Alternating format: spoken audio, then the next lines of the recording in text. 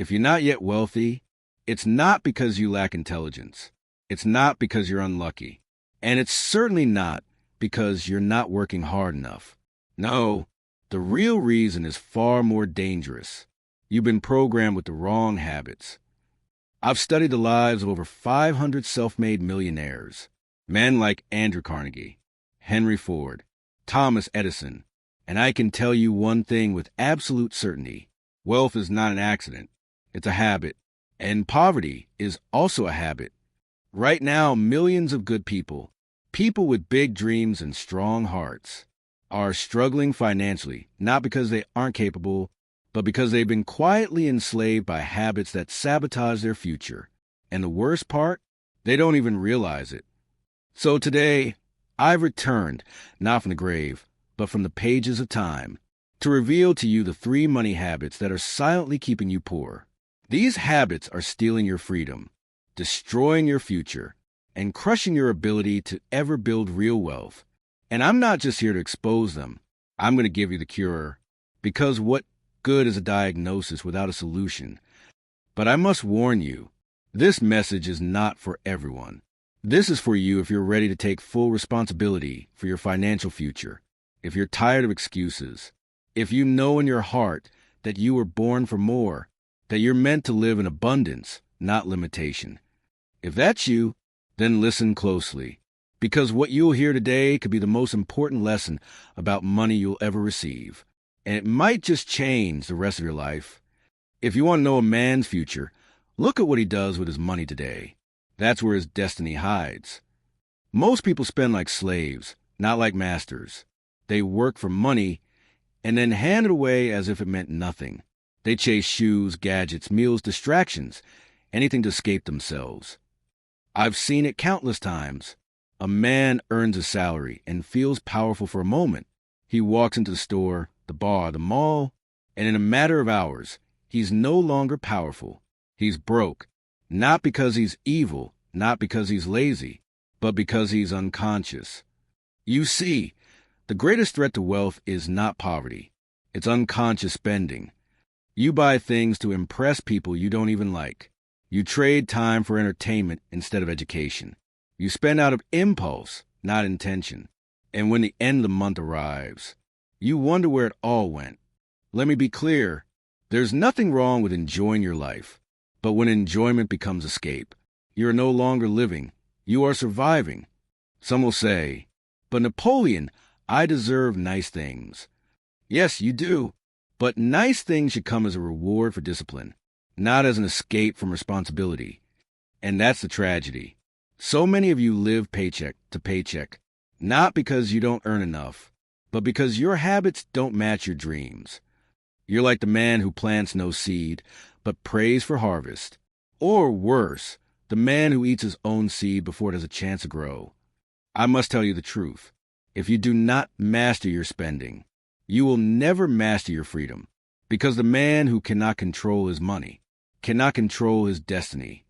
So I ask you, when you receive your next paycheck, will you spend it like a slave trying to survive another week? Or will you treat it like a master, planting the seeds of your own freedom? Let me share a secret the rich have always known. The true power of money is not in what it buys, but in what it becomes when you learn to keep it. Every dollar you spend unconsciously is a soldier lost, but every dollar you save and direct with purpose is a soldier you send out to build your future. The first step to freedom is not earning more, it's keeping more. And keeping more requires one thing, a definite financial purpose, a clear, unshakable reason why you use your money. You need to ask yourself and answer honestly, why do I want to be rich? Is it for security? Legacy? Impact? Freedom? Write it down. Look at it daily. Because without purpose, money slips through your fingers like sand.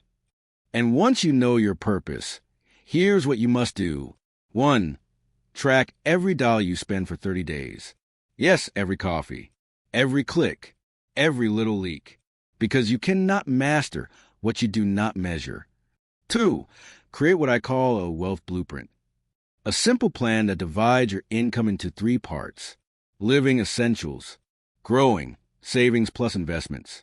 giving, contribution. Most people reverse this. They live beyond their means, grow nothing, and give what's left, usually nothing. But the wealthy, they reverse the order. They grow first, live with discipline, and give with joy. Now, let's talk about the magic of compound growth. Imagine saving just $10 a day. That's $300 a month, $3,600 a year. Invested wisely over 10 years, that could become tens of thousands. Over a lifetime, hundreds of thousands. That's not fantasy. That's math. So don't say, it's just $5. Because every fortune begins with one decision: to stop feeding your ego and start feeding your future. Finally, I urge you to develop the habit of delayed gratification. Tell yourself, not now because I'm building something greater. And when that future comes, and it will, you'll have not just money, but the pride of knowing you earned it, kept it, multiplied it, and mastered it. The one who conquers himself is greater than the one who conquers a city. Master your spending, and you will have already taken the first step toward mastering your wealth.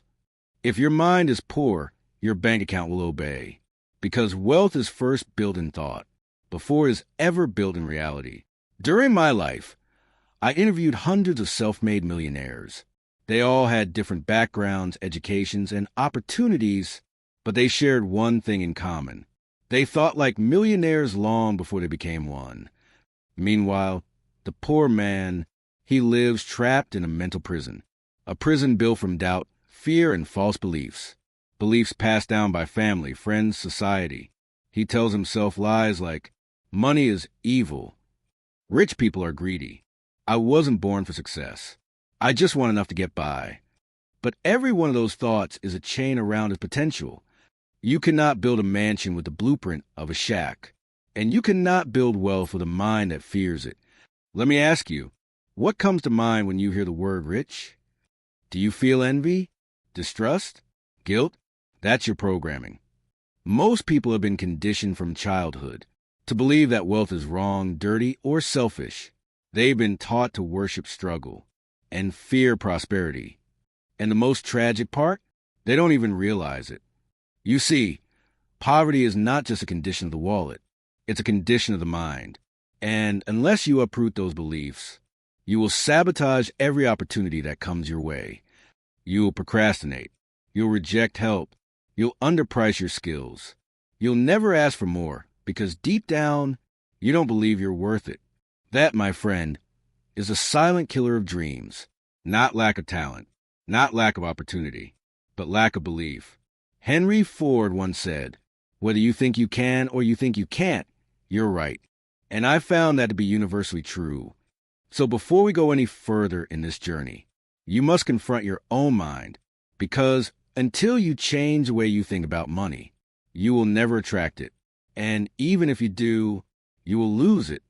Before man can change his circumstances, he must first change the beliefs that created them. You were not born conformed. You were born free. But the world, little by little, taught you to think small, to doubt your power, to fear success. So now, if you want wealth, real wealth, you must become ruthless with your inner dialogue. Start here. Make a list of every belief you hold about money. Write it down. And then ask yourself this: did I choose this belief or did I inherit it? If it's not serving you, burn it. You must become the architect of your mind. And to do that, you need 3 tools: auto-suggestion, visualization, and environment. Hammer and wrench 1. Auto-suggestion. Every morning and every night, repeat out loud your new beliefs. I am worthy of wealth. I attract opportunity. Money flows to me because I create value. Say it with emotion. Say it like your life depends on it, because it does. Frame picture 2. Visualization. Close your eyes and see yourself living your dream life. Feel it, touch it, smell it, own it. The subconscious mind cannot tell the difference between what is imagined and what is real. Use that to your advantage. Seedling 3. Environment. If you spend your time with people who complain about money, who fear it, hate it, or envy it, you will absorb their beliefs. Change your environment. Surround yourself with books, audios, mentors, and conversations that elevate your financial thinking. Here's a principle few will tell you. Your net worth will never grow beyond your self-worth. You must first believe you are capable, worthy, and destined for greatness. I am not speaking of arrogance. I'm speaking of rightful confidence, the kind that is earned by study, discipline, and faith. You must tell yourself every single day, I was not born to struggle. I was born to lead. I will not die with potential. I will rise and create wealth that serves others and blesses generations. That, my friend, is how millionaires think. And before you ever see 7 figures in your account, you must first see them in your mind. The cemetery is full of brilliant ideas, dreams that never lived, visions that died unborn. And do you know what killed them? Waiting. So many of you are waiting for the right time. You say, when I finish this job, when I have more money, when I feel more confident, and all the while life passes you by. Let me speak to you plainly. The right time does not exist. There is no perfect moment. There is only this moment. While you wait, others act. While you prepare, others produce. While you plan endlessly, someone else dares and wins. Procrastination is the silent thief of greatness. It disguises itself as logic, as perfectionism, as being not ready yet. But it is fear wearing a mask. And that fear whispers lies into your ear. What if you fail? What will people say? Who are you to try? And so you sit with all the talent, all the ideas, all the potential, but no results. You must understand this truth. Action is the bridge between dreams and reality. Ideas without action are fantasies, but action turns belief into wealth. Andrew Carnegie once told me, the man who waits loses twice. First to the one who acted, and second to time itself. I never forgot that. How many books have you wanted to write? Businesses you wanted to start? Skills you wanted to learn? But you said, not yet, maybe tomorrow. And tomorrow became next year, and next year became never. Your dream doesn't need perfection. It needs movement. It needs you to show up with what you have, even if that's small, even if it's messy. Because here's the truth. Every millionaire was once a beginner. Every great fortune began with a small, imperfect, brave first step. And the difference between those who win and those who wonder what if is one simple thing. They acted, not when they were ready, but when they were willing. So let me ask you now, and answer with complete honesty. Are you waiting for the perfect moment, or are you willing to create it? Every fortune begins the same way, with a decision, a moment where the individual declares, I no longer wait. I move. I am telling you now, with the weight of decades of wisdom, you do not need more time. You need more courage. The richest men I ever met were not the smartest. They were not the most talented. But they had one thing the poor lacked, the habit of immediate action. They had ideas, just like you. They had fears, just like you. But unlike you, they didn't wait for fear to go away. They acted through the fear. So, how do you train yourself to take action? You must rewire your identity. You must become someone who acts in spite of emotion, someone who moves when others freeze, someone who understands that speed is a form of power. Here's how to begin. 1. Use a 5-second rule. When you have an idea, a task, or an impulse to move, count down 5, 4, 3, 2, 1, and move. Stand up, start, speak, launch. This interrupts the brain's hesitation reflex. 2. Set imperfect deadlines. Choose progress over perfection. Set 24-hour deadlines to start what you've been postponing. Don't aim for perfect. Aim for done. Perfection is the enemy of execution. 3. Build a bias toward motion. Make it your identity. I am a man of action. Say it daily. Write it down. Live it. Even small steps build momentum. And momentum builds confidence. You must stop treating your dream like a distant luxury and start treating it like a current responsibility. Every day you delay the people you could help, the freedom you could have, the legacy you could build. So I tell you this as a friend, as a mentor, as a man who studied the rich for a lifetime. Act now, not because you are ready, but because you are worthy. You are not too late. You are right on time. But time will not wait for you.